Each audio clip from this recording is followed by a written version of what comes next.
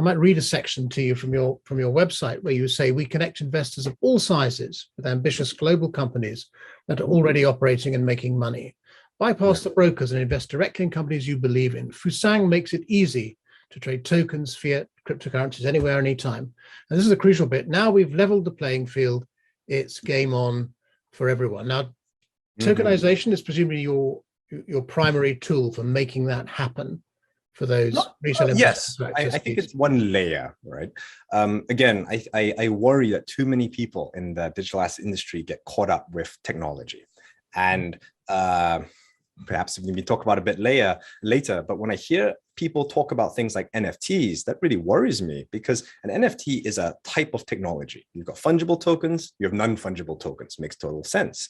But you need to, again, drill one layer deeper and say, okay, well, if I have an NFT, what on earth does this token represent? Is it art? Is it etc.? That's the question that investors should be asking.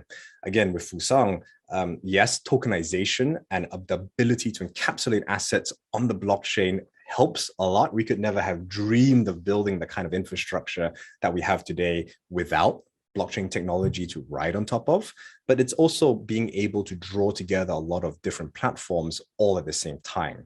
I think it's our ability to actually go and onboard end investors directly, to do things like AML KYC in a fully digital fashion, because like it or not, once you have a security, you need to be able to map that to identity of a real person or entity. So that's one layer, that digital identity. It is the ability to create tokens and manage the life cycle around them. But I think it's also, as we've been talking about, that B2C access, allowing investors to also come and transact directly in those tokens. But again, all of this to me really needs to be centered around, well, what's the fundamental value that we're adding to our end customers? We've got issuers on one side, and they fundamentally want to raise funds and also broaden their shareholder base. And we've got investors on the other side who want to be able to invest into exciting products. That to me is the fundamental thing that we always need to keep in mind and not get lost in terms of just providing certain layers of services or settlement or etc., because that's not the real customer need.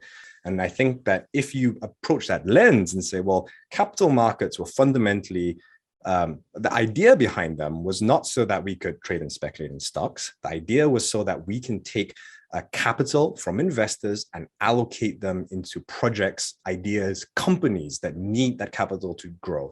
That is literally what capitalism is based on. And again, I think that by providing a single end-to-end platform, we can really help facilitate that purpose in a way that traditional capital markets, in my opinion, have gotten a bit off track and forgotten about that.